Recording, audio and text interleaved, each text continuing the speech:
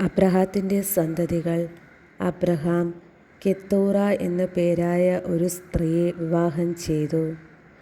അവളിൽ അവന് സിമ്രാൻ, യോക്ഷാൻ, മെദാൻ, മിദിയാൻ, ഇഷ്ബാക്, ഷൂവാഹ് എന്നിവ ജനിച്ചു. യോക്ഷാന് ഷെബായും ദാനാനും ജനിച്ചു. ദാനാൻ്റെ മക്കളാണ് അഷൂറിം, ലത്തുഷിം, ലവൂം എന്നിവർ. മിദിയാൻ്റെ മക്കൾ ഏഫ, ഏഫർ, ഹനോക്ക്, അബീദ, എൽദ എന്നിവരാണ്. ഇവർ കെത്തൂറായുടെ സന്താനങ്ങളാണ്. അബ്രഹാം തനിക്കുണ്ടായിരുന്നതെല്ലാം ഇസ്ഹാക്കിന് കൊടുത്തു. തൻ്റെ ഉപനാരികളിലുണ്ടായ മക്കൾക്കും അബ്രഹാം ധാരാളം സമ്മാനങ്ങൾ നൽകി. താൻ ജീവിച്ചിരുന്നപ്പോൾ തന്നെ അവരെല്ലാം മകനായ ഇസ്ഹാക്കിൽ നിന്ന് ദൂരെ കിഴക്കൻ ദേശത്തേക്ക് അയച്ചു. അബ്രഹാത്തിൻ്റെ മരണം. അബ്രഹാത്തിൻ്റെ ആയുഷ്കാലം 175 വർഷമായിരുന്നു. തൻ്റെ വർഷങ്ങൾ പൂർത്തിയായപ്പോൾ തികഞ്ഞ വാർദ്ധക്യത്തിൽ അബ്രഹാം അന്ത്യശ്വാസം വലിക്കുകയും തൻ്റെ ജനത്തോട് ചേരുകയും ചെയ്തു. മക്കളായ ഇസ്ഹാക്കും ഇസ്മായേലും മാമ്രയുടെ എതിർവശത്ത് സോഹാർ എന്ന ഹിത്യൻ്റെ മകനായ എഫ്രോണിൻ്റെ വകയായിരുന്ന മക്പെല ഗുഹയിൽ അവനെ അടക്കി. ഹിത്യരിൽ നിന്ന് അബ്രഹാം വിലയ്ക്ക് വാങ്ങിയതായിരുന്നു ആ വയൽ. അവിടെ അബ്രഹാം ഭാര്യ സാറായൊപ്പം സംസ്കരിക്കപ്പെട്ടു. അബ്രഹാത്തിൻ്റെ മരണത്തിനു ശേഷം ദൈവം അവൻ്റെ പുത്രൻ ഇസ്ഹാക്കിനെ അനുഗ്രഹിച്ചു. അവൻ ബേർലാഹായിറോയിൽ പാർത്തു. ഇസ്മായേലിൻ്റെ സന്തതികൾ. സാറായുടെ ദാസിയായ ഈജിപ്തുകാരി ഹഗാറിൽ അബ്രഹാത്തിനുണ്ടായ ഇസ്മായിലിൻ്റെ മക്കൾ ഇവരാണ്. ജനനക്രമമനുസരിച്ച് ഇസ്മായിലിൻ്റെ മക്കളുടെ പേരുവിവരം. ഇസ്മായിലിൻ്റെ കടിഞ്ഞൂൽ പുത്രൻ നെബായോത്ത്, തുടർന്ന് കേദാർ, അദ്ബേൽ, മിംസാം, മിഷ്മ, ദൂമ, മസ്സ, ഹദാദ്, തേമ, യത്തൂർ, നഫീഷ്, കേദേമ. ഇവരാണ് ഇസ്മായിലിൻ്റെ പുത്രന്മാർ. ഗ്രാമങ്ങളും ആസ്ഥാനങ്ങളും അനുസരിച്ച് അവരുടെ വംശത്തിലെ 12 പ്രഭുക്കന്മാരുടെ പേരുകളാണിവ. ഇസ്മായിലിൻ്റെ ആയുഷ്കാലം 137 വർഷമായിരുന്നു. അവൻ അന്ത്യശ്വാസം വലിക്കുകയും തൻ്റെ ബന്ധുക്കളോട് ചേരുകയും ചെയ്തു.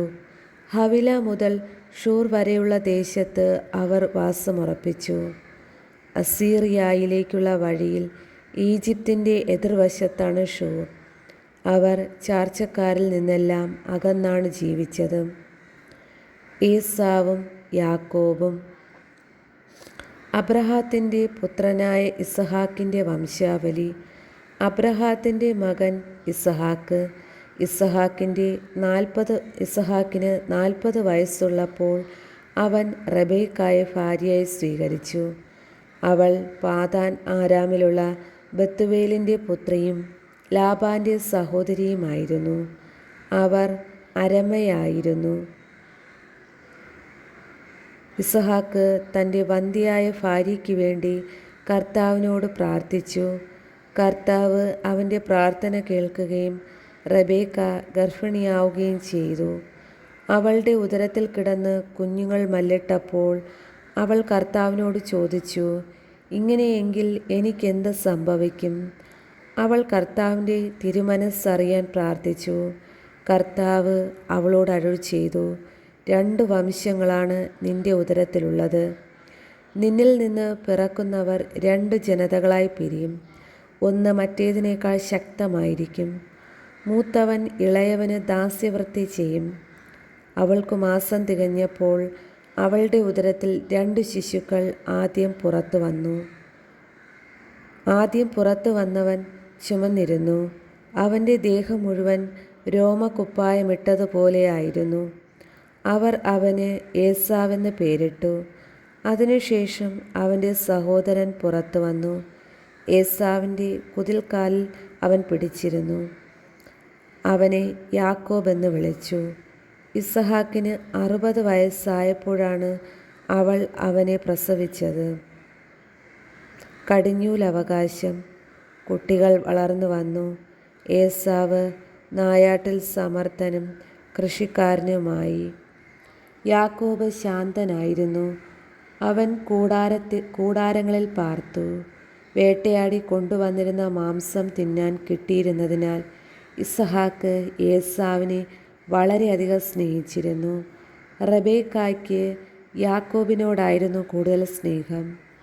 ഒരിക്കൽ യാക്കോബ് പായസമുണ്ടാക്കി കൊണ്ടിരുന്നപ്പോൾ ഏസാവ് വിശന്ന് തളർന്നു വയലിൽ നിന്ന് വന്നു. അവൻ യാക്കോബിനോട് പറഞ്ഞു, ആ ചുമന്ന പായസം കുറച്ചെനിക്ക് തരുക, ഞാൻ വളരെ ക്ഷീണിച്ചിരിക്കുന്നു.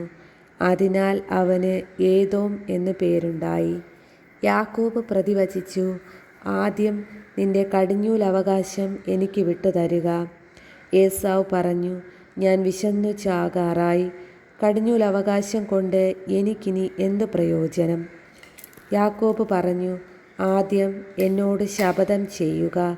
ഏസാവ് ശപഥം ചെയ്തു. തൻ്റെ കടിഞ്ഞൂലവകാശം യാക്കോബിന് വിട്ടുകൊടുത്തു. യാക്കോബ് അവന് അപ്പവും പയറുപായസവും കൊടുത്തു. തീറ്റയും കുടിയും കഴിഞ്ഞ് അവൻ എഴുന്നേറ്റു പോയി. അങ്ങനെ ഏസാവ് തൻ്റെ കടിഞ്ഞൂലവകാശം നിസ്സാരമായി കരുതി.